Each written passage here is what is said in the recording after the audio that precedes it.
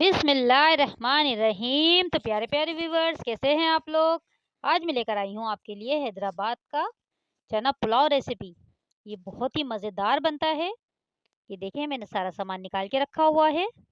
ये मैंने 3 पाव चावल लिए हैं। मैंने 2 घंटे पहले इनको भिगो दिया है। 3 से 4 अदद मैंने हरी मिर्चें लिए हैं। 4 मैंने आलू लिए हैं, बॉयल कर लिया है मैंने इनको। ये छोले हैं, ये भी बॉयल हुए हुए हैं।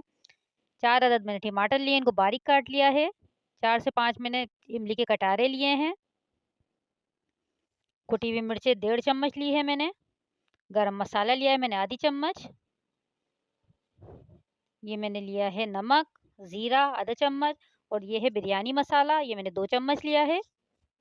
बनाना स्टार्ट करते हैं। मैंने 1 कप तेल लिया है, इसको गरम कर लिया है मैंने तेल को। इसमें हमें जो इमली के कटारे हैं हम ये डालेंगे, इसमें प्याज नहीं डलती है। बस इसको हमें हल्का सा चलाना है। इसमें 2-3 मिनट हम इसको इसमें फ्राई करना है।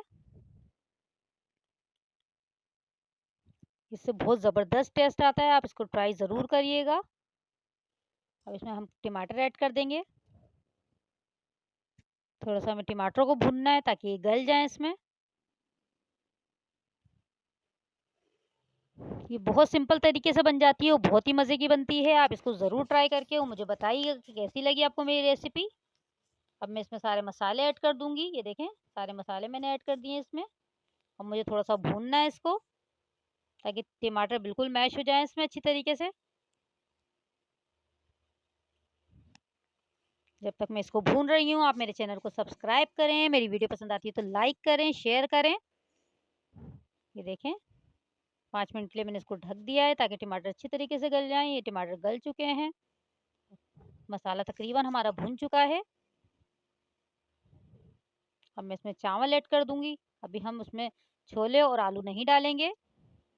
पहले मैंने इसमें चावल ऐड कर दिए हैं। इसमें पानी डालूँगी मैं 3 गिलास तकरीबन। ये बासमती चावल हैं। आप चाहें तो आप सेला में भी बना सकते हैं। अब मैं इसमें छोले ऐड करूँगी। अगर आप छोले पहले डाल देंगे मसाले में तो वो अकड़ जाते हैं, कड़क हो जाते हैं। चावल चावल डालने के बाद आप छोले डालेंगे तो वो बिल्कुल नहीं अकड़ेंगे, बिल्कुल सही रहेंगे वो नरम। ये हरी मिर्ची भी मैंने ऐड कर दी है इसमें। इसमें आलू भी ऐड कर दूँगी। ये देखिए, मैंने आलू भी ऐड कर दिए। ये बॉयल हुए हुए हैं इसलिए ज़्यादा टाइम नहीं लगेगा इसको पकने में। अब इसको हमें ढककर पकाना है। देखिए, मैंने इसको ढक दिया है। 10 मिनट के बाद ये देखें, पानी इसका थोड़ा खुश्क हो गया है, थोड़ा रह गया है पानी। अभी हम थोड़ा-सा और खुश्क करना है, इसका पानी कम करना है। ये देखें, कम हो रहा है पानी इसका।